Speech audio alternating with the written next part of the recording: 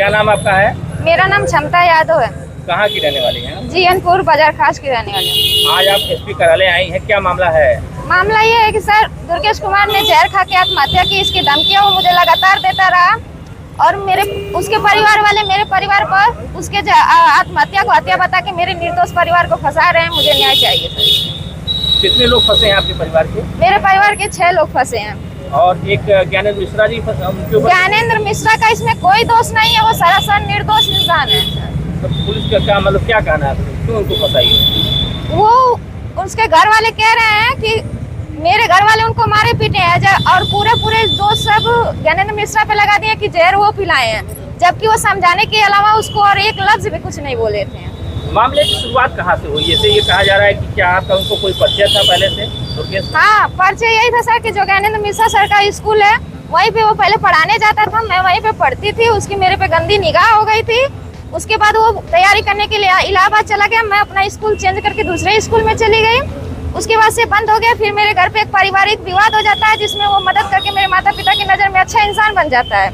उसके बाद से वो धीरे धीरे बात करने लगता है मुझसे और फिर वो बातचीत को जब आगे बढ़ाना चाहता है तो मैं कहती हूँ मैं ऐसी लड़की नहीं हूँ जैसा तुम समझ के मुझको गलत इस्तेमाल करना चाहते हो। मैं वहीं से बात बंद कर देती हूँ। उसके बीच में वो वहीं पे नौकरी लग जाती है। फिर वो मेरे पीछे आगे पीछे बुलेट लेके घूमने लगता है, कहता है अब मेरी नौकरी लग गई है, चलो अब तुम मुझसे बात कर लो, अब मैं इतना बड़ा पद पे आ गया हूँ। मैं कहा मैं तुम्हारी नौकरी की लालच नहीं करती हूँ, तुम्हारे पैसे की लालच नहीं करती हूँ, मैं तुमसे बात नहीं करूंगी। जब वो इस तरह हार जाता है तब वो मुझे धमकी देने लगता है कि आज अगर तुम मुझसे बात करने के लिए हाँ नहीं करोगी तो यहीं पे मैं जहर खाऊंगा, हाथ काट दूंगा। इन सब का वीडियो बना कर वो मुझे व्हाट्सएप पे भेजता रहता था और इसके डर की वजह से मैं उसे बात करने के लिए हाँ कर देती हूँ, जिसकी जानकारी मेरे माता पिता की नहीं होती है। वो मुझे डरा धमका कर लगभग 3 साल तक मुझसे शोषण करता रहा। उसके बाद मैं जब हिम्मत करके उसके घर पे बताई तो उसके घर वाले पहले तो बोले कि ठीक है मैं समझा लूंगी, लेकिन वो उनके समझाने पे भी नहीं समझा। फिर से वो मुझे उसी तरह टॉर्चर करने लगा। फिर मैं उसके घर पे मम्मी से फिर हिम्मत करके अपने घर पे बताई। फिर मम्मी से कही कि मम्मी देखो अभी पापा को मत बताना, अभी आप ही उनसे बात कर लीजिए, वो लोग भी अच्छे लोग हैं, मान जाएंगे बात, पढ़े लिखे से।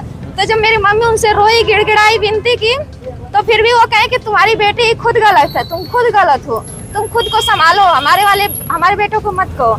ऐसा करने के बाद तब हमारे पिताजी उनके घर पे 3 से 4 बार पंचायत लेके गए। उसके बाद वो मामले को नहीं सुनते हैं। उसके बाद हम कहते हैं कि मम्मी अब हमारे पास इतने पैसे नहीं है कि हम पुलिस थाना या केस पे करके देख पाएंगे, क्योंकि वो लोग बड़े लोग हैं सरकारी, उनके घर में बहुत लोग सरकारी पदों पे हैं। अजय इंजीनियर जैसे लोगों का उनको सपोर्ट है। वो अजय इंजीनियर से भी मेरी बात कराते थे, जो मुझे उसके साथ संबंध बनाने के लिए कहता था कि बनाओ वो जो कह रहा है तुम्हारे साथ। कौन है अजय इंजीनियर? अजय इंजीनियर वो दुर्गेश के रिश्तेदार में आते हैं, कोई ऐसे हैं। तो घटना वाले दिन क्या हुआ, कैसे क्या?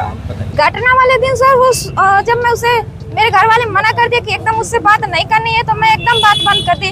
मैं अपना मोबाइल पे उसका फोन लगातार 200, 300, 400 नंबर से मुझे लगातार फोन करता था। मेरे घर वाले कहे कि अगर एक भी फोन उठ जाएगा तो अच्छी बात नहीं है। ये इतना जब मामला बढ़ चुका है तो मैं फोन नहीं उठाई उसका, तो वो गड़ासा लेके मेरे घर पे घुस गया। वो कह रहा है अब तो क्षमता है, तुमको मुझसे बात करनी पड़ेगी। तो मैं उस दिन मेरे घर पे मेरे पिता नहीं थे, मेरे भाई सब थे। तो वो सब कहे कि देखो मामला गांव में फैलाओ मत, तुम पोखरी पे चलो, मैं अपनी बहन को लेकर वहीं पे आता हूँ, वहीं पे सब मामला सेटल कर लेंगे। मेरे भाई सब इज्जत के मारे मुझे तो नहीं लेके खुद गए, कहे कि आज उसको हम लोग समझा देंगे कि ऐसा बात नहीं है, ज्ञानेंद्र मिश्रा को भी बुला लिया जाएगा वहाँ पे। मेरे भाई सब जब वहाँ पोखरे पे समझाने गए, वो समझने के लिए राजी नहीं था, इसलिए वो सब हाथापाई पे थोड़ा सा उतर गया। मानने के बाद उसके बाद फोन किया गया ज्ञानेंद्र मिश्रा को, जिनके पास हम मेरे माता पिता जाके रोए गिड़गिड़ाए थे कि इज्जत की सवाल है, लड़की को बचा लो। उसके बाद वो थे नहीं, वो किसी मित्र के साथ द्वारी घाट गए थे। वो बोले कि उसको वहीं पे बैठा के रखो, मैं आता हूँ तो उसको समझा रहा हूँ। उसके बाद वो सर लगभग 1-2 घंटे बाद आए। मामला ये सब मारे थे शायद 1 बजे से हाथापाई हुई थी, लेके बैठे से सब 3 बजे सर आए, उसको समझाए। अब जो भी समझाए होंगे बात, उसको समझाने के बाद वो उनकी बात मान के कहा कि ठीक है, मैं आप सभी लोगों से माफ़ी मांगता हूँ, मुझसे जो भी हुआ गलती हुआ। और फिर वैसे समझाने के बाद सर वो सबसे माफ़ी मांग के अपना बुलेट लिया और वहाँ से चला गया। और वहाँ से जाने के बाद शायद वो ज्ञानेंद्र मिश्रा सर की बात का बुरा मान गया, मेरे भाइयों से माफ़ी मांगने का उसका बुरा मान गया, या जो भी मारे थे बहन की इज्जत बचाने के लिए, उसी के आक्रोश में आया वो फिर और जाके घर पे अपना कहीं जहर खा के मर गया।